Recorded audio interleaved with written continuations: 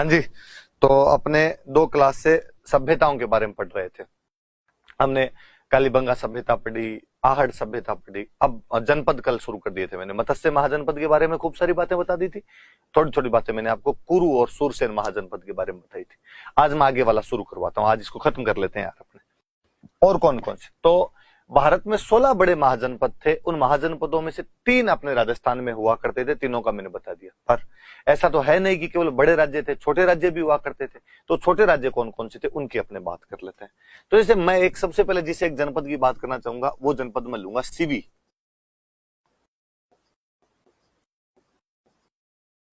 CV जनपद हुआ करता था। मुझे लगता है जब मैं सीवी जनपद नाम ले रहा हूं तो आपके दिमाग में सेकंड क्लास आ रही होगी कि सर आपने बताया था कि मेवाड़ के प्राचीन नाम मेदपाट, प्रागवाट और सीवी जनपद है। इसका मतलब इसका क्षेत्र तो कौन सा रहा होगा? तो इसका क्षेत्र मेवाड़ के आसपास का भाग, या मैं ज्यादा कहूं तो चित्तौड़ के आसपास का क्षेत्र, इस क्षेत्र के अंदर ये लोग रहते होंगे। कहते हैं किसी टाइम में ये अपने उत्तर पश्चिमी भारत के अंदर रहा करते थे।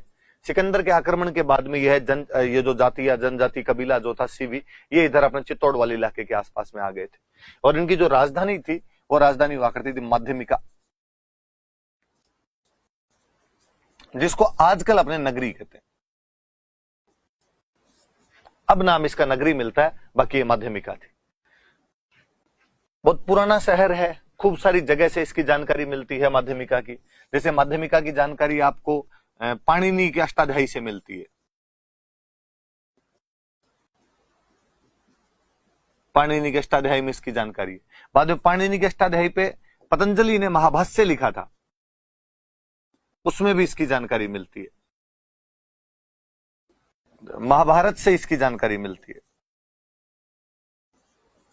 जैनों का एक अभिलेख मिला है बरली, अजमेर में एक जगह पड़ती है, बरली अभिलेख मिला है कि वीर निर्वाण संवत या वीर संवत का अभिलेख है। वीर निर्वाण संवत 84। कहते हैं कि भगवान महावीर के निर्वाण के बाद जिन्होंने एक अपना कैलेंडर शुरू किया था वीर निर्वाण संवत, तो महावीर के मृत्यु के 84 साल बाद में वीर निर्वाण संवत के 84वें साल में अजमेर के अंदर एक बरली अभिलेख मिला, जिसके बारे में हम कहते भी हैं कि हमारे राजस्थान का सबसे प्राचीन अभिलेख है। क्योंकि जैनों का अभिलेख है तो वो कहता है कि माध्यमिका जैनों का एक अंदर हुआ करता था। तो माध्यमिका तो वैसे भी याद रखना है कि खूब सारे सोर्सेज है जहां से हमें माध्यमिका का पता चलता है। 1920 के आसपास में डी.आर. भंडारकर थे, उन्होंने इसका उत्खनन किया था। तो डी.आर. भंडारकर इसका एक्सकेवेशन करता है। राजस्थान में अपने सबसे पहले किसी का एक्सकेवेशन हुआ था, तो एक्सकेवेशन इसी का होता है, माध्यमिका का। चीजों को पहले पता चल गया होगा किसी का, लेकिन एक्सकेवेटेड पहली जो साइट थी वो अपने माध्यमिका ही हुआ करती थी।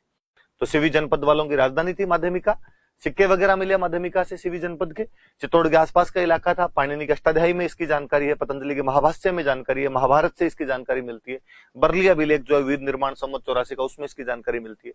और बरली अभिलेख के बारे में तो मैं और बताना चाहूंगा कि आप यूट्यूब पे राजस्थान का अभिलेख का जो फर्स्ट पार्ट पढ़ा है, अभिलेखों की एक मैंने पूरी सीरीज यूट्यूब पे डाली थी, उसमें बरली अभिलेख के बारे में मैंने कई बातें और बताई है। मैं चाहूंगा कि आप वहां से वो देखें तो थोड़ी और चीजें वहां पर आपको समझ आ पाएगी। बाकी ये थोड़ी सी अपने ध्यान रख लेना माध्यमिका के बारे में कौन कौन सी बातें थी। मैं और बताना चाहूँ तो जिसको आज अपने अब तो इसको नगरी बोलने लग गए। मैंने आपको बताया था कि नगरी में खूब बड़े बड़े से पत्थर मिले हैं, और उन्हीं पत्थरों में से कुछ पत्थर जो है वो गोसुंडी के अंदर ले गए थे। गोसुंडी पास में पड़ता है, तो श्रृंगार कंवर वाली जो गोसुंडी वाली बावड़ी है, तो कहते हैं उसके जो पत्थर है वहां नगरी से ले जाके वहां पर लगाए गए थे।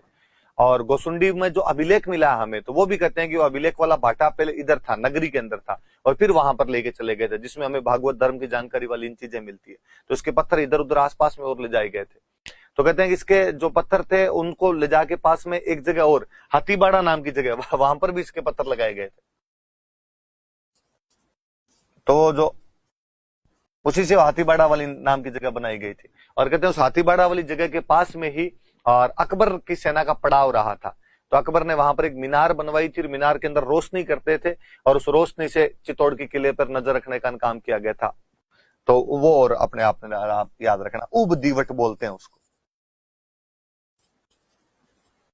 उब दीवट नाम की एक मीनार बनाई थी। उब मतलब खड़ी, दीवट मतलब यहाँ से दिया खड़ा एक मीनार की, जहां से आपको दिया रख दिया गया, वहां से उसकी जानकारी मिलती थी। तो नगरी वाली जगह से ही पत्थर ले जाके हाथीबाड़ा नाम की एक जगह का वो निर्माण किया गया था। नगरी वाली जगह के पत्थरों से आपकी गोसुंडी में बावड़ी वगैरह लगाई गई थी, और वो जो अभिलेख वाला बाटा है वो भी नगरी से ले जाया हुआ है। और अकबर ने यहाँ पे उब दिवट नाम की एक जगह और बनवाई थी, तो याद रखना। तो माध्यमिका के बारे में खूब सारी बातें अभी और आएगी, माध्यमिका की चीजें तो मैं और बताऊंगा अभी आपको। एक और बड़ा महाजनपद अपने मालव, सॉरी जनपद, मालव जनपद। मालव भी यही उत्तरी पश्चिमी भारत की जनजाति हुआ करती थी। सिकंदर से हारने के बाद में, सिकंदर के आक्रमणों के बाद में ये भी इस साइड के अंदर आ गए थे। और मालव जहां जहां रहे थे वो क्षेत्र ज्यादातर मालवा कहलाते हैं। मध्य प्रदेश में मालवा जो है वहां पे मालव रहे थे, पंजाब के अंदर मालवा पड़ता है तो वहां पर भी मालव रहे थे। अपने बेसिकली ये जो इलाका था जयपुर और टोंक वाला, इसमें आ गए। हालांकि हम बुक्स में पढ़ते हैं कि कोटा और झालावाड़ के कुछ इलाके भी मालव जनपद के अंदर आया करते थे, पर वो उस मालवा के पार्ट थे, मध्य प्रदेश वाले मालवा के पार्ट थे। अपने बीचों बीच में जो था तो जयपुर और टोंक के बीच में था। और इसकी जो राजधानी हुआ करती थी वो राजधानी हुआ करती थी नगर। उसकी नगरी और इसकी नगर है, टोंक में जगह पड़ती है। जो कहते हैं पहले इसका नाम था कारकोट नगर, किसी टाइम में तो इसको कारकोट नगर कहा करते थे। टोंक में जगह भाई है। और यहाँ की जो सभ्यता मिली है ना, में मालव जनपद की सभ्यता, उस सभ्यता का एक अलग नाम और दिया गया। हमने उसका नाम दिया खेड़ा सभ्यता। हमें किसी एक जनपद के सबसे अधिक सिक्के मिले हैं तो इन्हीं के मिले हैं। कोई पूछे कि राजस्थान में सर्वाधिक सिक्के कौन से जनपद के प्राप्त होते हैं, तो मालव जनपद। 6000 के आसपास सिक्के मिले हैं यार। खूब सारे सिक्के प्राप्त हो जाते हैं, तांबे के सिक्के हैं, खूब सारे सिक्के अपने को यहां से प्राप्त होते हैं। बेसिकली ज्यादातर सिक्के जो है नगर से ही प्राप्त हुए। हालांकि वो सिक्के एक जगह से और प्राप्त हुए हैं। टोंक में एक जगह और पड़ती है रेड, तो रेड से भी खूब सारे सिक्के प्राप्त हुए। पर रेड में मालव जनपद वालों के तो है, इनके अलावा भी और खूब सारे सिक्के प्राप्त हुए। और एक कोई जगह जहां से सबसे अधिक सिक्के प्राप्त होते हैं वो रेड ही है। सर्वाधिक सिक्के प्राप्त होते हैं, अलग अलग प्रकार के सिक्के, मालव जनपद के भी सिक्के, उनमें सर्वाधिक सिक्के प्राप्त हुए। इसका मतलब यह हुआ कि रेड के अंदर सिक्के बनाने का टकसाल रही होगी। इंग्लिश में बोलें तो मिंट। टकसाल मतलब जहां पे सिक्के ढाले जाते हैं। इसका मतलब यहां पे धातु का काम होगा बहुत अच्छा, कि धातु के काम, धातु का, मेटल का काम होता होगा तभी सिक्के बनेंगे। इसलिए रेड को अपने प्राचीन भारत का टाटा नगर कहते हैं, कि ये प्राचीन भारत का टाटा नगर है। कैलाशनाथ पुरी थे जिन्होंने रेड का उत्खनन किया था। केएन पुरी कह दो या कैलाशनाथ पुरी कह दो।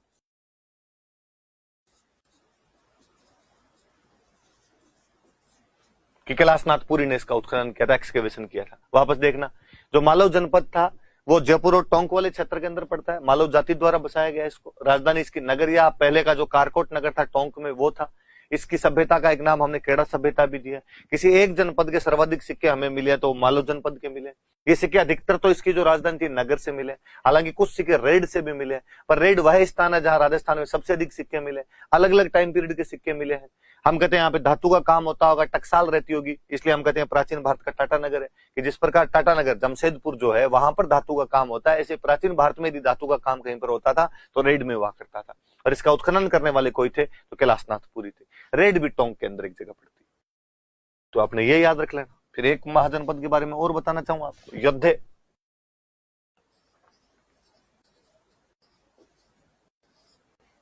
योद्धे जनपद, यह भी उत्तर पश्चिम भारत की एक जाति थी। सिकंदर वाले आक्रमणों के बाद में अपने नीचे की तरफ उतर के आई थी, गंगानगर और हनुमानगढ़ वाले इलाके में। ये क्षेत्र याद रखना है इनके, सीधे सीधे कोई उठा के पूछ लेंगे। श्री गंगानगर और हनुमानगढ़ वाले इलाके के अंदर ये लोग रहा करते थे। और इनकी जानकारी तो हम बाद में पढ़ेंगे। गुजरात के अंदर एक राजा हुआ था, शक वंश का एक राजा था। शक वंश का एक राजा हुआ था रुद्रदामन, और वो गुजरात में एक जगह पड़ती है जूनागढ़। जूनागढ़ कहते हैं उसको, गिरनार भी कहते हैं। वहां पर एक अभिलेख लगवाता है, और उस अभिलेख में वो इनकी जानकारियां, योद्धियों की जानकारियां देता है। वो कहता है कि योद्धे हुए जो क्षत्रियों में वीर है,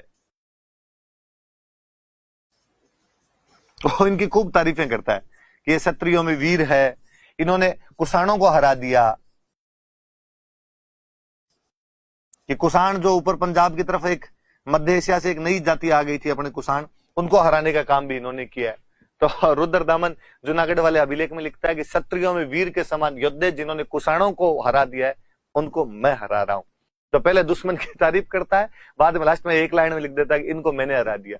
एक आदमी खुद की खुद तारीफ करे तो अजीब सा लगता है कि मैं ये हूं, मैं ये हूं। इसने पहले कहा कि ये देखो योद्धे जो ये बहुत शक्तिशाली है भाई, ये क्षत्रियों में वीर के समान है, योद्धे हैं जिन्होंने कुषाणों को भारत में आगे नहीं बढ़ने दिया, छोटी मोटी चीज नहीं है। फिर एक लाइन में धीरे से नीचे लिखा मैंने इनको हराया।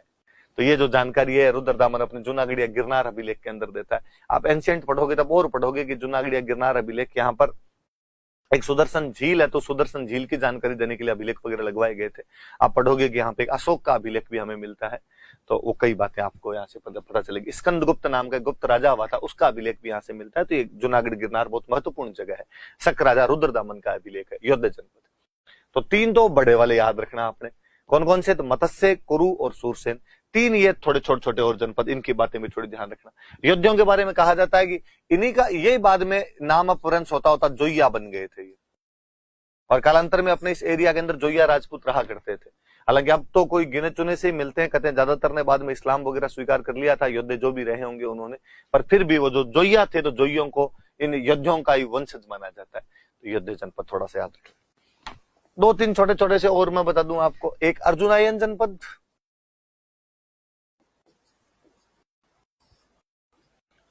एक आपके हो जाएगा ये कल सालवा में बता ही रहा था आपको, और एक जनपद को राजन ने। अर्जुनायन के लिए तो ये कहा जाता है कि अर्जुन के वंशजों का जनपद था, और शुरुआत के अंदर अलवर भरतपुर वाले इलाके के अंदर था, पर बाद में हम कहते हैं कि इनके कुछ वंशज सिक्कर में भी आगे बस गए थे। सिक्कर में जो तोरावाटी वाला इलाका है बेसिकली, जिसको हम तोरावाटी कहते हैं, कांतली नदी के प्रवाह क्षेत्र वाला जो इलाका है, कि तंवर राजपूत यहाँ पर थे। तंवर राजपूतों की वजह से तंवरावाटी थी, तंवरावाटी का तोरावाटी बन गया।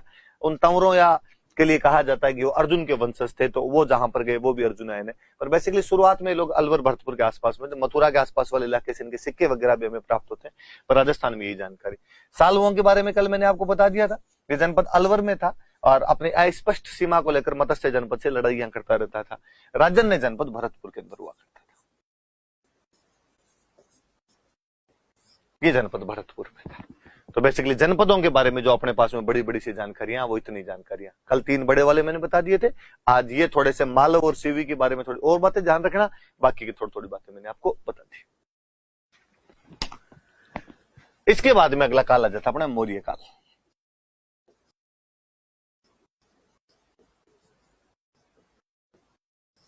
मौर्य काल का अपने को जो एक अभिलेख अपना, सॉरी अभिलेख क्या, एक जो मुख्य सेंटर प्राप्त होता है वो सेंटर है बेराट। अब जयपुर में जो पड़ता है, जिसको आज आप विराट नगर कहते हो, जयपुर के अंदर जगह है। इसकी देखो कुछ बातें तो मैं आपको बता चुका था। मत्स्य जनपद जब मैंने पढ़ाया तो विराटनगर राजधानी थी। कल मैंने कई राजा विराट से संबंधित बातें मैंने बता दी। अपने मौर्य काल की बात करें तो वो है कि यहां से अपने को अशोक के अभिलेख प्राप्त होते हैं।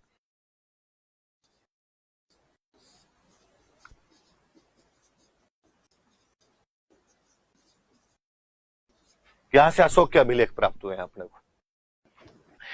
1837 में कैप्टन बर्ट नाम का एक बंदा था, उसने ये अभिलेख यहां से खोजे थे।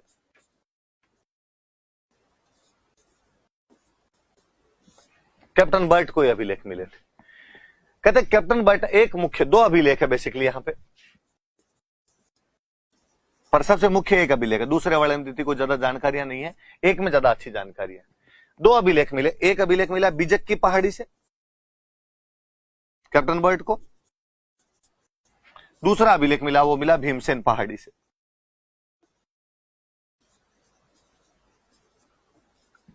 बिजक पहाड़ी से जो अभिलेख मिला उसका नाम है भाबरू अभिलेख। कहते हैं कैप्टन बर्ट फौज का अधिकारी था, इसने वो बेराट से अभिलेख लिया, और बेराट से अभिलेख लेने के बाद इनका कैंप भाबरू नाम के गांव में 3 दिन तक बैठा रहा था, इसलिए वो अभिलेख इसने भाबरू में रखा, इसलिए उसका नाम भाबरू अभिलेख पड़ गया। बाकी उसका भाबरू से कोई लेना देना नहीं, भाबरू अलग गांव है, वो बेराट से मिला है और बिजक डूंगरी से वो मिला। बाद में कलकत्ता म्यूजियम में इसको भेज दिया गया था, इसलिए इस अभिलेख का एक और नाम बेराट कलकत्ता अभिलेख है। ये अच्छा अभिलेख है।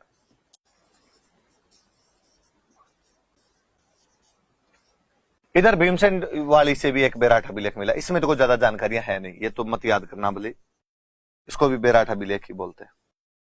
पर 2 अभिलेख मिले, इतना थोड़ा सा अपने को याद रहे। ये थोड़ा याद रखना कि बीजक पहाड़ी पे भाबरू अभिलेख किसको मिला, तो कैप्टन बर्ट को मिला। और कब मिला, तो 1837 के अंदर मिला। और इस अभिलेख के अंदर अशोक 2-3 बातें कहता है। एक तो अशोक इसके अंदर कहता है कि मैं मगध का राजा हूं, तो अशोक को इसमें मगध का राजा लिखा गया, क्यों घोषणा करता है कि मैं मगध का राजा हूं। इसी अभिलेख के अंदर अशोक लिखता है कि बुद्धम शरणम गच्छामि, संघम शरणम गच्छामि, धम्मम शरणम गच्छामि। बुद्ध की शरण में जाओ, संघ की शरण में जाओ, धम्म की शरण में जाओ।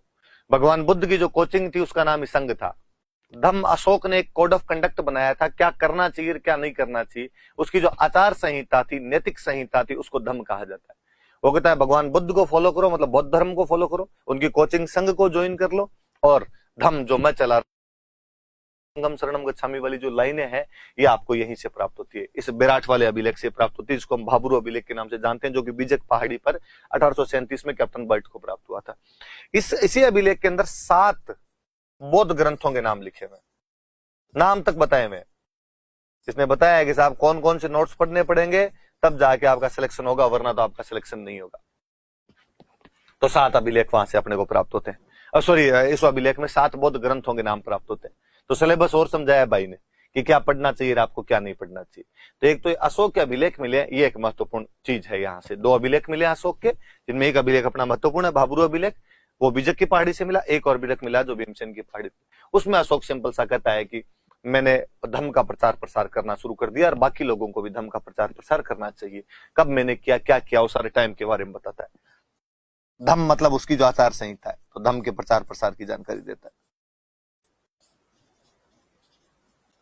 मैं फिर चाहूंगा कि आपको यदि टाइम मिले तो अभिलेख वाली सीरीज के अंदर इसके बारे में भी खूब बातें बताई हुई। हालांकि एग्जाम पॉइंट ऑफ व्यू से इतनी ही बातें, पर उस टाइम में जब यूट्यूब पे पढ़ा रहा था तो मैं खूब सारी बातें इधर उधर की दूसरी भी बता दी मैंने।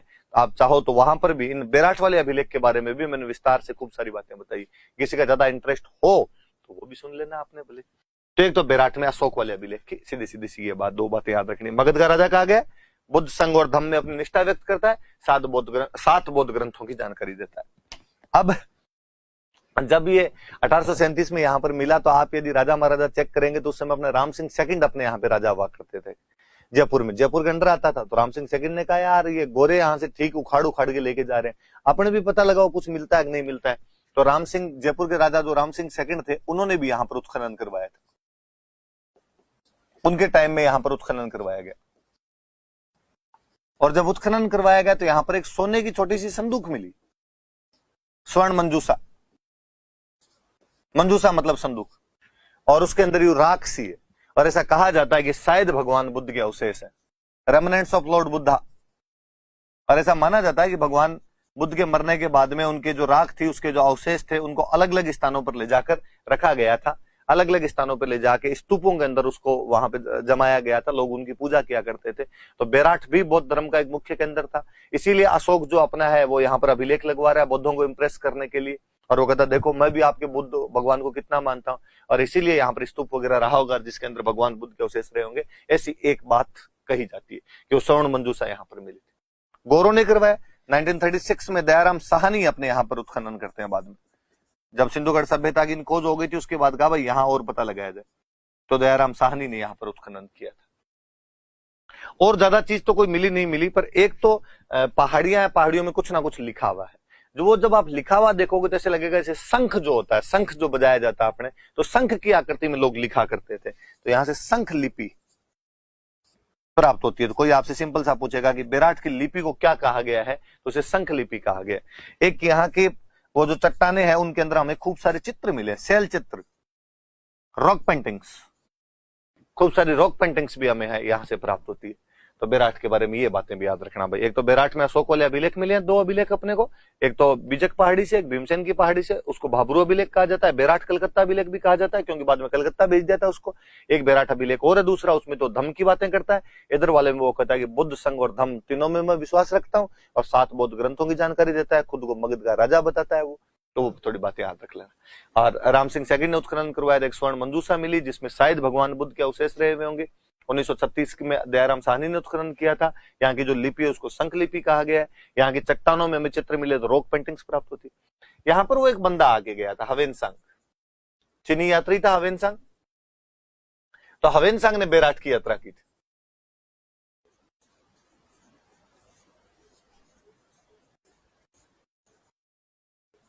और वो इसका नाम और बताता अपनी चाइनीज लैंग्वेज, पी लो ये ते लो। वो कहता है इसका नाम है पी लो ये ते लो। चाइनीज लैंग्वेज के अंदर उसने अपने बेराट का जो भी नाम लिखा। 634 के आसपास में वो बेराट की यात्रा करता है। और वो कहता है किसी टाइम में यहां बौद्धों के 8 मंदिर थे, 8 बौद्ध मंदिर थे। और वो कहता है कि बाद में इनको तोड़ दिया था, हुणों के एक राजा ने तोड़ दिया था। हुणों का वो राजा था मिहिरकुल।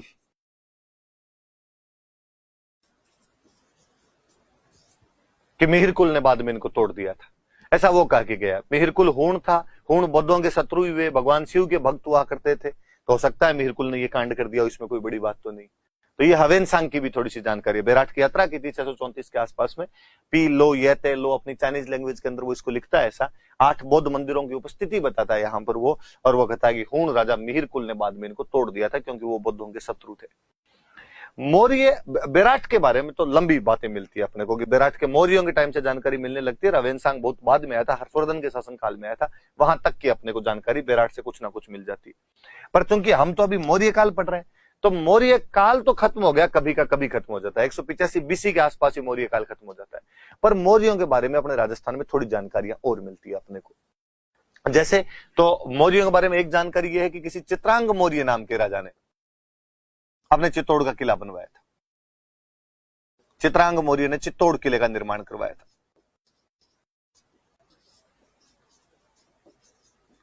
और चित्रांग के नाम पर इसका नाम चित्रकूट हुआ करता था, इसे चित्रकूट दुर्ग कहते थे। यह भी है कि उसने यहां पर एक तालाब बनवाया था और उस तालाब का नाम था चतरंग, चतरंग पौंड बनाया था। ये जितनी भी जानकारी है हमें इसके बारे में, ये एक बुक से मिली है, कुमारपाल प्रबंध। कुमारपाल प्रबंध नाम की किताब है, उससे ये जानकारी मिलती है।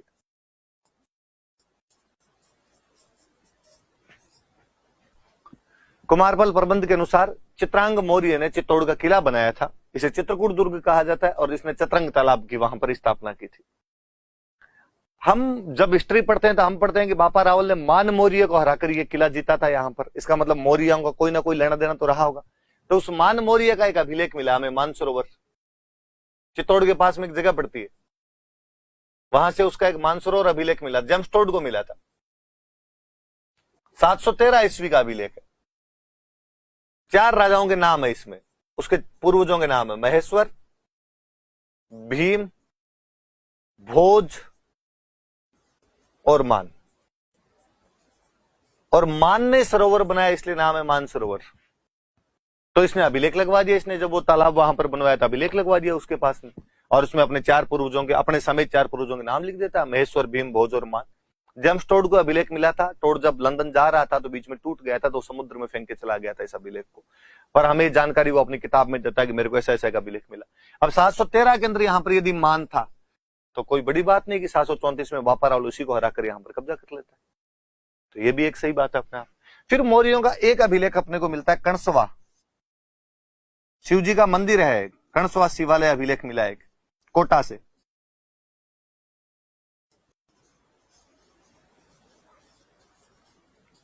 सात सौ 38 ईस्वी का अभिलेख है। इसमें फिर एक मौर्य राजा का नाम है, वो मौर्य राजा धवल, मौर्य राजा धवल की जानकारी मिलती है।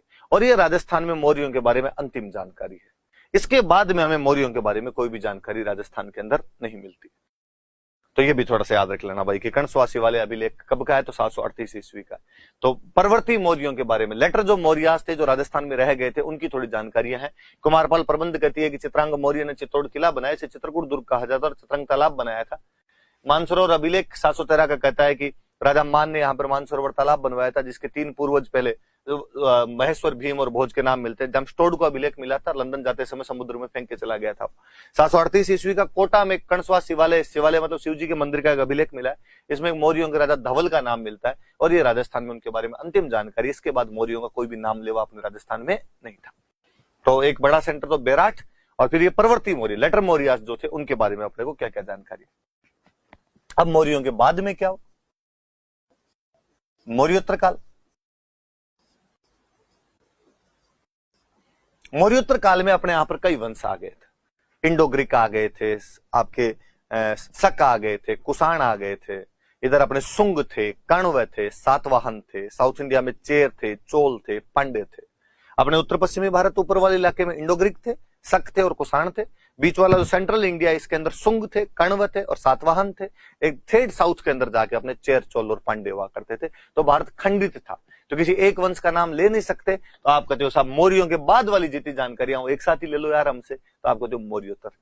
तो वो जो इंडो ग्रीक जिनकी मैं बात कर रहा हूं, हिंद यूनानी राजा, ऐसा कहते हैं कि सिकंदर जब वापस गया था तो अपने कई सेनापति यहां बीच बीच में छोड़ के चला गया था। उन सेनापतियों में से कोई सेनापति इंडिया की तरफ बढ़ के आ गया था आगे, तो ग्रीक सेनापति इंडिया की तरफ आ गए, इसलिए उनको इंडो ग्रीक कहा जाता है। और ये जो इंडो ग्रीक राजा थे, इनमें एक राजा हुआ था मिनांडर, और मिनांडर ने अपने माध्यमिका पर आक्रमण किया था। माध्यमिका मतलब समझ जाओ, कोई नगरी, माध्यमिका पर आक्रमण कर दिया था 150 ईस्वी में।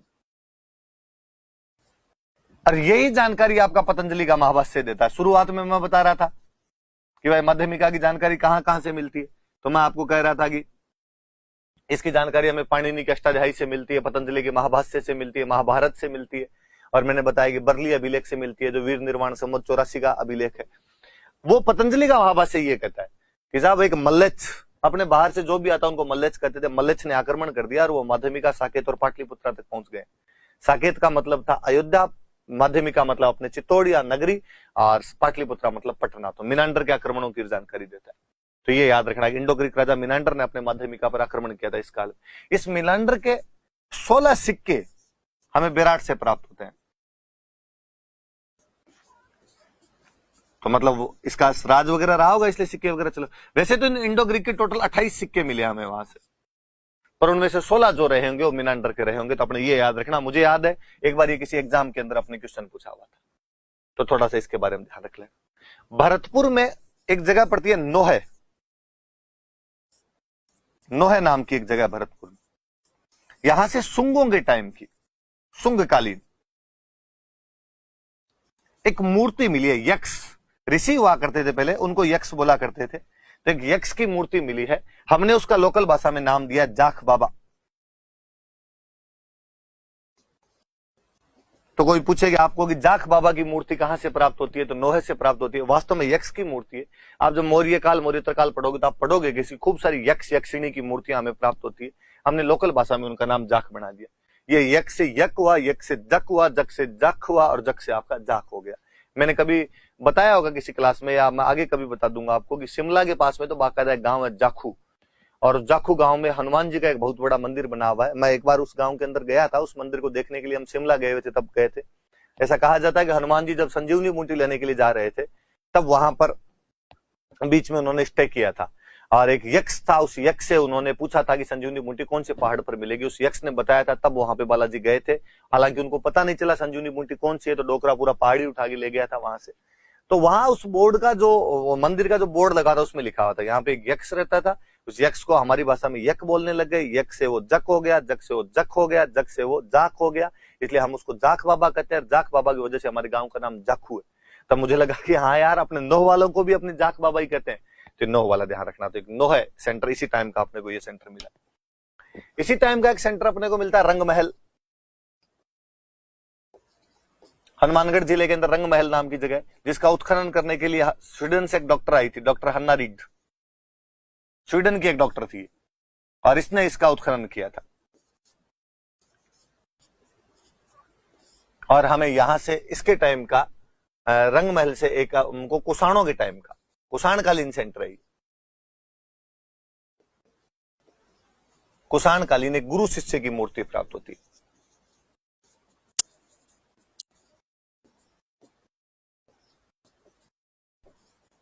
गुरु शिष्य की मूर्ति यहां से प्राप्त होती थी। ये थोड़ा सा एक याद रख लेना कि रंग महल का उत्खनन किसने किया, डॉक्टर हन्ना रीड ने किया था। हनुमानगढ़ जिले में एक जगह पड़ती है, और कुषाणकालीन गुरु शिष्य की मूर्ति प्राप्त होती है। नोहे से सुंगकालीन है, यक्ष की मूर्ति है, यहाँ से कुषाण कालीन है और गुरु शिष्य की मूर्ति है। बस मौर्योत्तर काल में 3 ही जानकारियां अपने पास, और कोई जानकारी नहीं। याद रख लेना 3 जानकारियां कौन कौन सी आपके। एक जानकारी तो कौन सी है, तो एक जानकारी तो अपने पास में यह है कि आपके वो सब कौन सा ये मौर्योत्तर काल मिनांडर ने अटैक कर दिया था माध्यमिका पे। एक नोहे से हमें सुंगकालीन मूर्ति मिली है और एक रंगमहल से हमें कुषाणकालीन मूर्ति मिली है। इसके बाद आगे गुप्त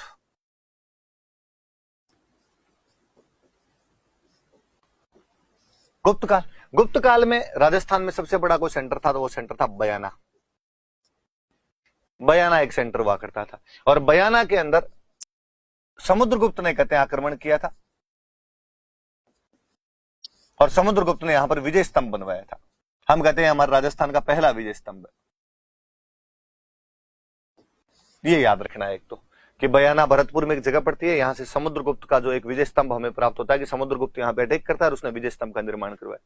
बाद में गुप्तों का कोई एक उत्तराधिकारी या सामंत का, दो एक सामंत हुआ था विष्णुवर्धन, उसका यहां पे राज रहा था, वह वरिक वंश का था।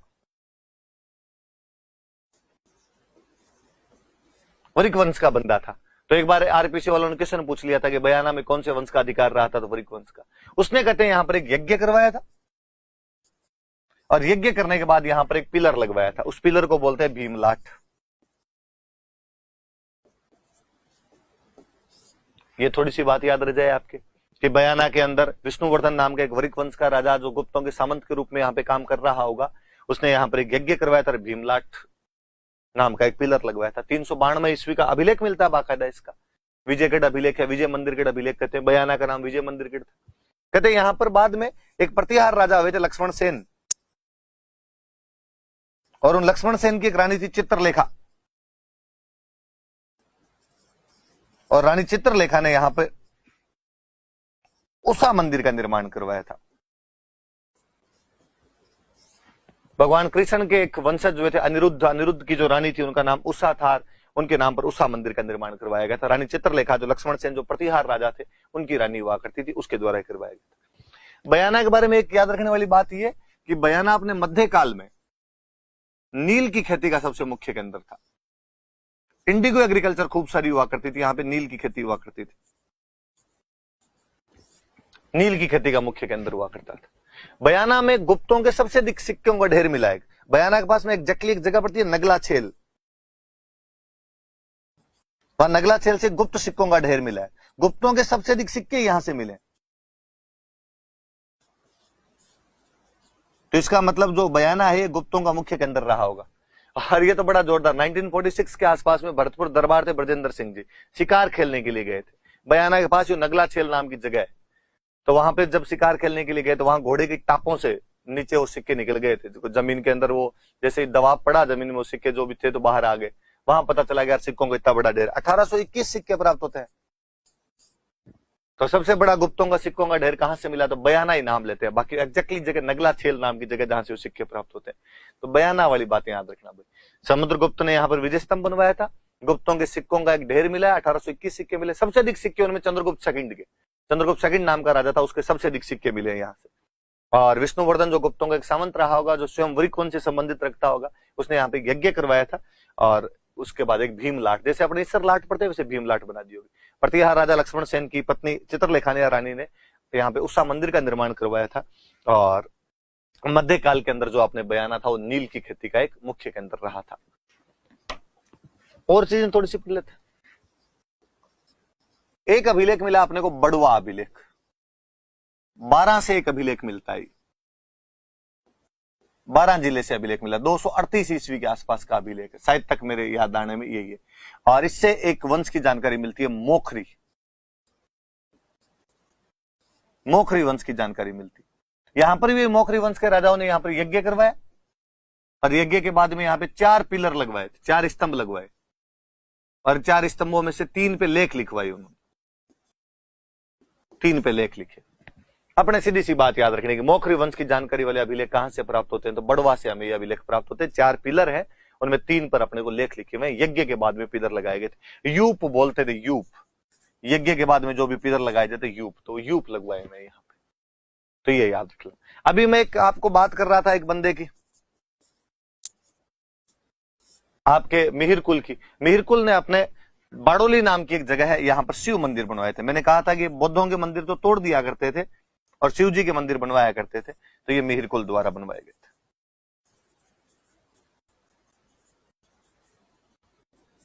गुप्तों के लास्ट टाइम में जाके खून आने शुरू हो गए थे, तो उनके टाइम की बात है, तो ये भी याद रख लेना आपने। और एक गुप्तों के टाइम में मंदिर अपने कोटा में एक जगह पड़ती है चार चोमा, यहां पर भी अपने गुप्तकालीन मंदिरों का एक समूह मिला, खूब सारे अलग अलग प्रकार के मंदिर मिले, गुप्तकालीन मंदिर समूह। तो कोई पूछे कि कोटा में कौन सा स्थान है जहां से गुप्तकालीन टेम्पल कॉम्प्लेक्स मिलता है हमें, तो वो चार चोमा नाम की जगह। सीधी सीधी बयाना, बड़वा, बाड़ोली, ट्रिपल बी और एक चार चोमा याद रखना सी। बस गुप्त काल की इतनी बातें अपने पास। अपन लास्ट आ जाओ, गुप्तोत्तर काल, गुप्तों के बाद का पोस्ट गुप्ताज पीरियड। एक ही सेंटर मिलता है अपने को, भीनमाल, जो पहले तो चावड़ा वंश की राजधानी थी।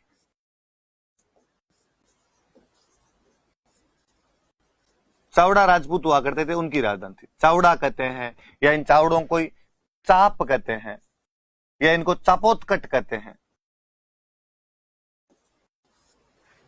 कई जगह से इनकी जानकारी भी मिल जाती है, जैसे एक तो बसंतगढ़ वाला अभिलेख जो पहली क्लास में हम बात करते हैं, उस बसंतगढ़ वाले अभिलेख के अंदर ऐसी बातें हैं कि चावड़ों का एक राजा था वरमलात, और वरमलात का एक सामंत था राजिल, और वह अर्बुद देश का स्वामी है।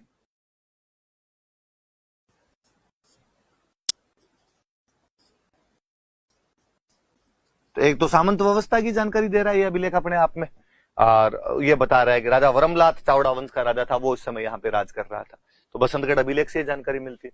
फिर भीनमाल के दो बड़े विद्वान हुए अपने, एक वे कवि माघ, वो भी इन्हीं चावड़ों के टाइम के थे, जिन्होंने एक किताब लिखी है संस्कृत की, बहुत शानदार बुक है, शिशुपाल वध, भगवान कृष्ण ने किस प्रकार शिशुपाल को मारा था। और इसके अंदर कवि माघ भी लिखते हैं कि मेरे दादाजी का नाम है सुप्रभदेव, और मेरे जो दादाजी है सुप्रभदेव जो है, ये वरमलात के मुख्यमंत्री है। वो एग्जैक्टली शब्द का इस्तेमाल करते हैं कि सर्वाधिकारी है, मुख्यमंत्री को बोलते थे कि मेरे जो दादाजी है सुप्रभदेव और राजा वरमलात के सर्वाधिकारी। इसका मतलब जो कवि माघ है वो भी कहीं ना कहीं वरमलात की जानकारी देते। फिर एक वे ब्रह्मगुप्त, हम जिनको कहते हैं कि न्यूटन से बहुत पहले इन्होंने गुरुत्वाकर्षण की खोज कर ली थी, हम इनको भारत का न्यूटन कहते हैं। दो शानदार किताबें लिखी इन्होंने, एक किताब का नाम है ब्रह्म स्फुट सिद्धांत,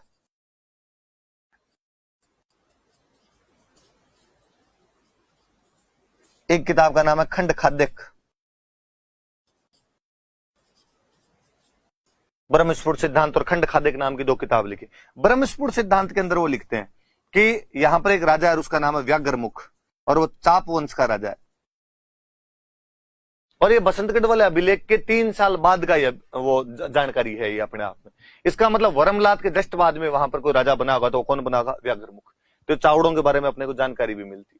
तो मुझे याद एक बार ये भी क्वेश्चन था कि भीनमाल में कौन से वंश का शासन रहा था, तो चावड़ा वंश का शासन रहा था यहाँ पे। चावड़ों से बाद में भीनमाल को छीन लिया था गुर्जर प्रतिहारों ने, तो ये बाद में गुर्जर प्रतिहारों की राजधानी भी रहा था। कहते गुर्जर प्रतिहार भी यहां पर रहे थे, तो उनकी भी राजधानी। फिर आपका वही अवेनसांग, वो इधर भी चक्कर काट के गया था, विराट की भी यात्रा की थी, उसने भीनमाल की भी यात्रा की थी। और भीनमाल का वो नाम देता है पीलो मोलो, उसका पीलो ये तेलो, इसका देता हो पीलो मोलो। चाइनीज भाषा में जैसे ही नाम होंगे भाई, तो उसने इधर भी यात्रा की थी। तो भीनमाल के बारे में थोड़ी बातें याद रखना कि भीनमाल चावड़ा वंश की राजधानी थी। इसे चाप वंश, चापोतकट वंश भी कहा जाता है, जिनकी जानकारी हमें बसंतगढ़ अभिलेख से मिलती है, जिसके अनुसार राजा वरमलात के सामंत राजिल को अर्बुद देश मतलब आबू का स्वामी घोषित किया गया था, जो एक तरीके से सामंत व्यवस्था की जानकारी देता है। राजस्थानी आदित्य शब्द भी हमें सबसे पहले इसी के अंदर मिलता है, और चावड़ा वंश की जानकारी मिलती है। कवि माघ जो यहीं के रहने वाले थे, शिशुपाल वध के अंदर लिखते हैं, जब अपनी जानकारी देते हैं कि मेरे दादाजी जो थे सुप्रभदेव वो राजा वरमलात के सर्वाधिकारी थे। और इस अभिलेख के 3 साल बाद ब्रह्मगुप्त ने अपने ब्रह्मस्फुट सिद्धांत लिखी, जिसमें वो यहाँ पे चाप वंश के राजा व्याघ्रमुख का उल्लेख करते हैं। और जो ब्रह्मगुप्त थे उनको हम भारत का न्यूटन कहते हैं। इनकी एक और किताब, उस किताब का नाम है खंड खाद्यक, और ये बाद में गुर्जर प्रतिहारों की राजधानी बन गई थी। हवेनसांग इधर भी यात्रा करता है और हवेनसांग ने इसको पीलो मोलो कहा है। यह हो गया अपने गुप्तोत्तर काल की ज्यादातर जो जानकारियां हैं, ये एक ही जानकारी थी अपने पास। अब बड़े बड़े सेंटर तो ये हो गए, थोड़े कुछ सेंटर बीच बीच में से और रह गए, मैं उनकी जानकारी दे देता हूं। जैसे एक सेंटर है अपने गणेश्वर, गणेश्वर सीकर जिले में, कांतली नदी के किनारे। आरसी अग्रवाल सर ने इसका उत्खनन किया, तांबा मिला, खूब सारा तांबा मिला, खूब सारा। हम तो कहते हैं वास्तव में हड़प्पा को तांबा इधर से जा रहा था, पास में खेतड़ी, तांबा मिलना ही है वहां से, तो यहां से कालीबंगा जाता, कालीबंगा से आगे हड़प्पा वालों को भेजा करते थे। और सबसे पुराने तांबे के उदाहरण अपने यहीं से मिलते हैं। तो हम कहते हैं ताम्र युगीन सभ्यताओं की जननी है, कि मदर ऑफ कॉपर सिविलाइजेशन कोई है तो गणेश्वर है, ताम्र युगीन सभ्यताओं की जननी। ये याद रखनी है एक बात। फिर ये सीकर में, फिर एक जगह अपने को मिली है सुनारी, ये वही झुंझुनू में है ये जगह, सेम कांतली नदी के किनारे। कांतली इन दो में बती है, ज्योग्राफी वाले सर और अच्छे से पढ़ाएंगे आपको। और यहां पे लोहे भट्टियों के प्राचीनतम अवशेष है, उधर तांबे के, इधर लोहे के, बस ये याद रखना है। लोहे भट्टियों के प्राचीनतम अवशेष, वो तांबे के प्राचीनतम अवशेष है, यहां से लोहे के। और ये तो कहते हैं कि लगभग वैदिक काल के आसपास की बस्ती थी, वैदिक बस्ती बताते हैं इसको, कि वैदिक बस्ती रही होगी यहां पे। फिर इसके बाद में और कोई जगह, एक जगह है ईसवाल, उदयपुर में, लोहे का काम यहां से मिला। और इसके बारे में तो कहा जाता है कि एक इंडस्ट्रियल सिटी थी, औद्योगिक नगरी थी एक।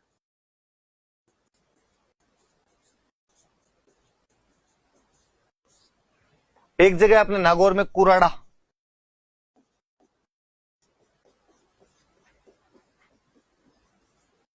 कुराड़ा नाम की जगह नागौर से, और इस कुराड़ा में औजार बनते थे खेती के खूब सारे, इसलिए इसको औजारों की नगरी कहा जाता है। और आगे जब मैं हस्तकला पढ़ाऊंगा तब मैं और बताऊंगा कि आज भी खेती के औजार सबसे अच्छे यदि कहीं पर मिलते हैं तो नागौर के अंदर है। इसका मतलब ये लगातार बनते आ रहे हैं, पहले भी यहाँ के लोग अच्छे औजार बनाते थे, अब भी वो यहाँ के लोग हैं जो अच्छे औजार बना लेते हैं। तो कुराड़ा नागौर को औजारों की नगरी कहा जाता है। फिर सेंटर के नाम है खाली, और तो कोई बातें हैं नहीं। एक सेंटर है जोधपुरा, जयपुर में पड़ता है, साबी नदी के किनारे है। इतना ही बस याद रखने वाली सी बात है। एक सेंटर है गणेश्वर, सॉरी गणेश्वर तो हो गया, नलियासर, ये भी सांबर के पास में जयपुर में। सेंटर के नाम को सीधा पूछ ले। एक हड़प्पा कालीन एक ही मिला है बरोर, श्री गंगानगर में।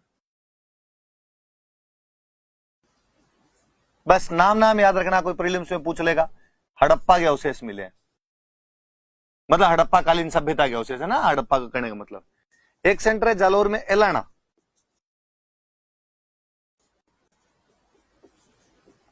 नाम याद रखना, कई बार प्रीलिम्स में मिला ले आपको, एलाना, बरोर, नलियासर, जोधपुरा, इधर जिलों के नाम लिख दे वो कि कौन सा इनमें कहां पर पड़ता है, तो वो थोड़ी सी बात याद रख ले। एक कुछ जगह ऐसी है अपने जहां से अपने को शैल चित्र खूब सारे प्राप्त हुए हैं। बेसिकली तो ये एक तो कोटा के अंदर चंबल नदी के आसपास वाले इलाके में, और एक बूंदी में छाजा नदी के आसपास के इलाकों। तो थोड़े से जगह का नाम वगैरह याद रख लेना कि छाजा नदी के आसपास में कौन से हैं और ये दूसरे वाले कौन से हैं।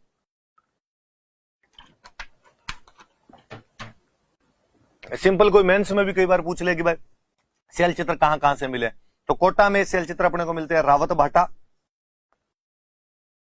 आलनिया और कन्यादह,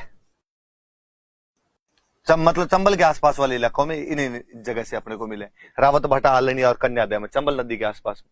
इधर बूंदी से एक जगह मिलती है अपने को गड़दड़ा, सिंपल कोई गरदड़ा से क्या मिले, शैल चित्र प्राप्त हुए। रावत भटा आलनिया कन्यादय से क्या मिले, शैल चित्र प्राप्त हुए। विराटनगर मैंने बता दिया शैल चित्र वाला। एक दो जगह आपकी अलवर में हरसोरा और डडीकर, ये अलवर की दो जगह जहां से अपने को शैल चित्र प्राप्त होते हैं। और एक जहां तक मेरे को याद आता सिक्कर में एक जगह पड़ती है सोहनपुरा। इनमें से एक बार क्वेश्चन पूछा हुआ है भाई, तो थोड़ा याद रख लेना। यहां से भी अपने को शैल चित्र वगैरह प्राप्त होते हैं। ये आपके मुख्य मुख्य जगह भाई, ये मुख्य मुख्य साइट वापस देख लो बोले। ये दो तीन तो नाम है, कुछ शैल चित्र कहां कहां से है। तो कोटा में चंबल नदी वाले क्षेत्र में, बूंदी में छजा नदी वाले क्षेत्र में, और ये रावत भटा आलनिया और कन्यादय। कन्यादय साइड तक जहां तक चेक करना 12 होना चाहिए। मेरे कोटा पता नहीं क्यों याद आ रहा है। रावत भटा और आलनिया तो कोटा में ही है। गरदड़ा बूंदी के अंदर जगह पड़ती है। हरसोरा डडीकर अलवर के अंदर है। सोहनपुरा अलवर में, सॉरी सोहनपुरा सिक्कर में, मैं गलत लिख गया, ये सिक्कर में। यहां से शैल चित्र प्राप्त। विराटनगर एक मैंने अभी बता ही दिया था आपको, जयपुर में, यहां से भी हमें शैल चित्र मिले। तो राजस्थान में कहां कहां से शैल चित्र प्राप्त होते हैं, प्री में, मेंस में, किसी में उठा के पूछ लिया आपसे, ये वाली भी जानकारी भी याद रख लेना आप। ये भाई अपने हिस्ट्री का अजूमड़ा है। हिस्ट्री यहां पर खत्म होती है। हिस्ट्री का अपने कोई टॉपिक नहीं बचा। हमने प्राचीन पढ़ ली, हमने मध्य पढ़ ली, हमने आधुनिक पढ़ ली। अब हम जो भी शुरू करेंगे वो टोटल चीजें कल्चर के अंदर पढ़ेंगे। Thank you.